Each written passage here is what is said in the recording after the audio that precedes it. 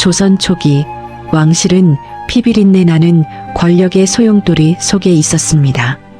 형제가 형제를 베고 어제의 동지가 오늘의 적이 되어 칼을 겨누던 잔혹한 시절, 그 살벌한 역사의 한복판에 마치 거짓말처럼 평온하고 고요한 삶을 살다간 여인이 있었습니다. 조선 제2대 왕 정종의 비 정한왕후 김씨.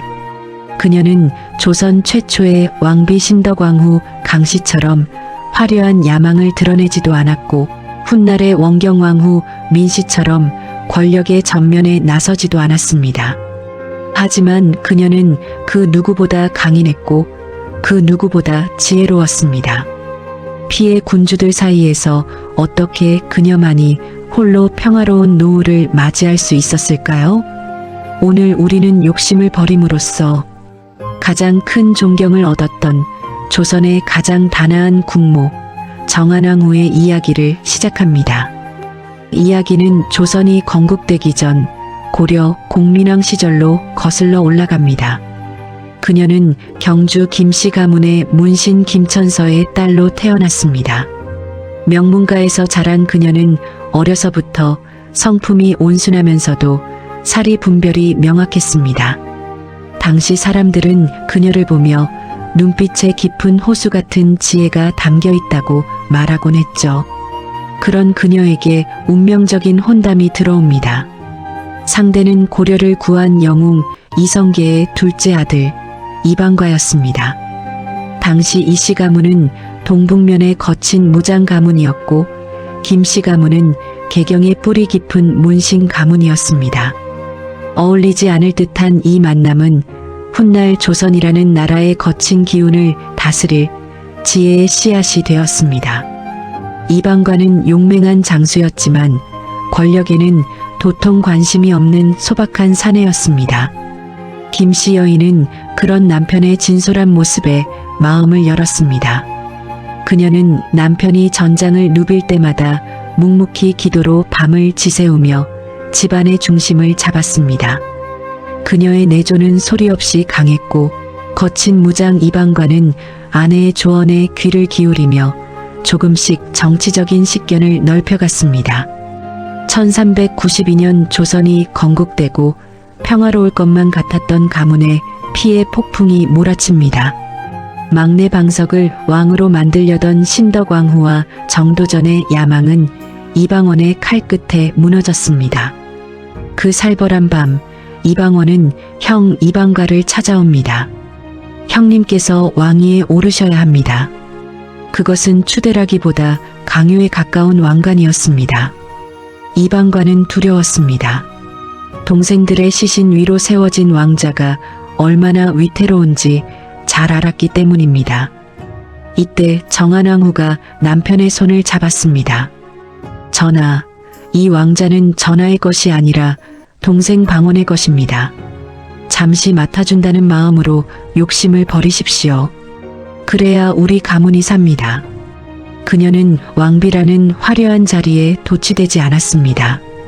오히려 그 자리가 언제든 목을 벨 수 있는 칼날임을 간파한 것이죠. 그녀의 조언대로 정종은 왕위에 올라서도 결코 방원의 영역을 침범하지 않았습니다. 모든 국사는 방원과 의논했고 자신은 격구와 온천을 즐기며 권력의 뜻이 없음을 행동으로 보여주었습니다. 정한왕후 역시 내명부의 수장으로서 조용히 머물며 결코 정치에 관여하지 않았습니다.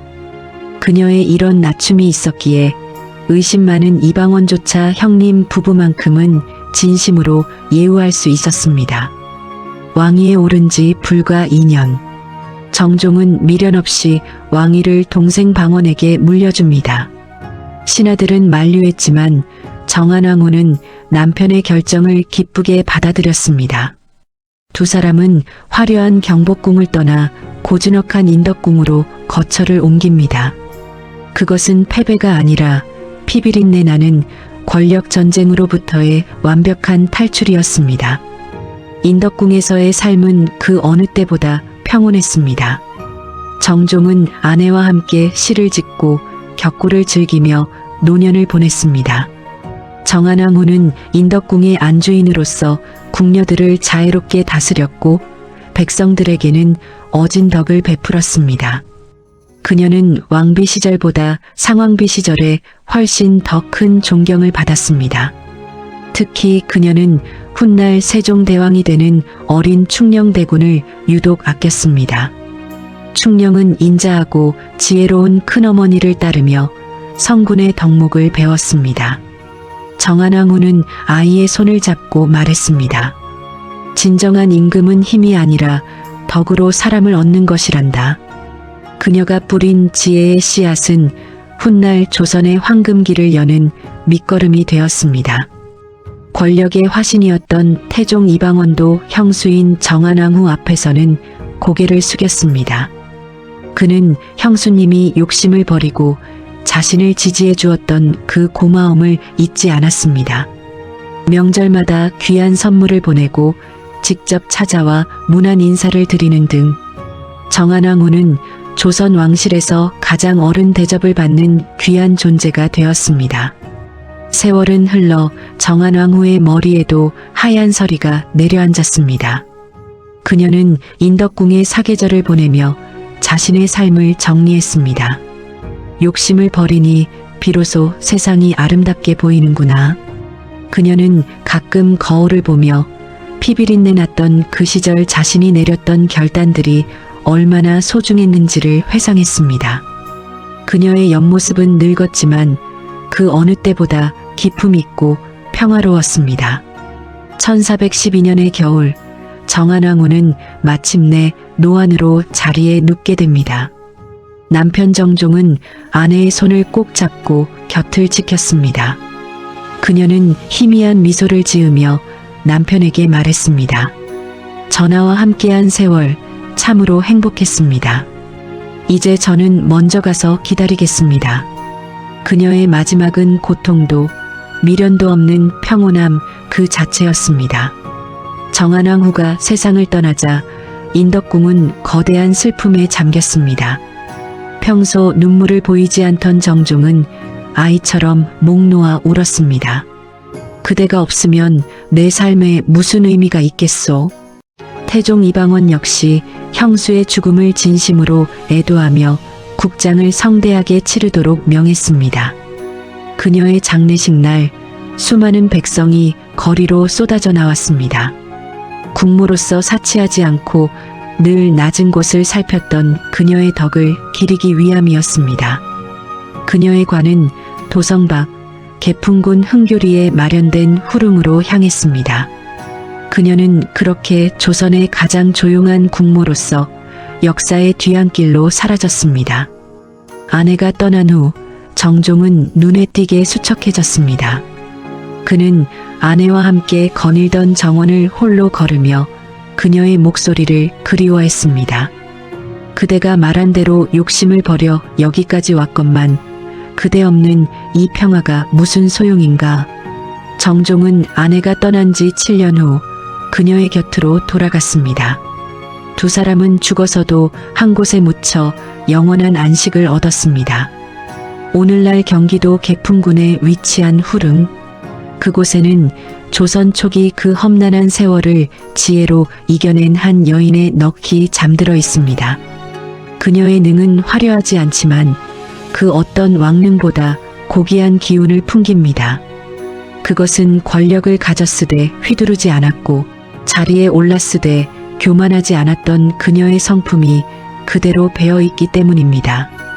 신덕왕 후 강씨가 사후에 처참한 순환을 겪었던 것과 달리 정한왕 후는 후대의 왕들로부터 끊임없는 존경과 예우를 받았습니다. 태종은 물론이고 세종, 문종에 이르기까지 그녀를 조선 왕실의 진정한 어머니로 받들었습니다. 이것이야말로 그녀가 버림으로써 얻은 진정한 영광이었습니다. 정한왕 후 김씨. 그녀는 우리에게 말합니다. 인생에서 가장 힘든 것은 채우는 것이 아니라 비우는 것이라고. 그리고 그 비움 끝에 비로소 진정한 평화가 찾아온다는 것을 말입니다. 피비린내 나는 조선 초기의 역사 속에서 우리에게 고요한 위로를, 건네는 그녀의 삶을 우리는 오래도록 기억해야 할 것입니다. 욕망의 시대에 욕심을 버린다는 것, 그것은 과연 쉬운 일이었을까요? 정한왕후의 선택은 비겁한 도망이었을까요? 아니면 시대를 앞서간 최고의 지혜였을까요? 여러분의 생각은 어떠신지 댓글로 남겨주세요. 조선 500년 인생극장 TV는 앞으로도 조선 왕실에 숨겨진 여인들의 이야기를 계속해서 들려드릴 예정입니다. 시청해주셔서 감사합니다. 구독과 좋아요 부탁드립니다.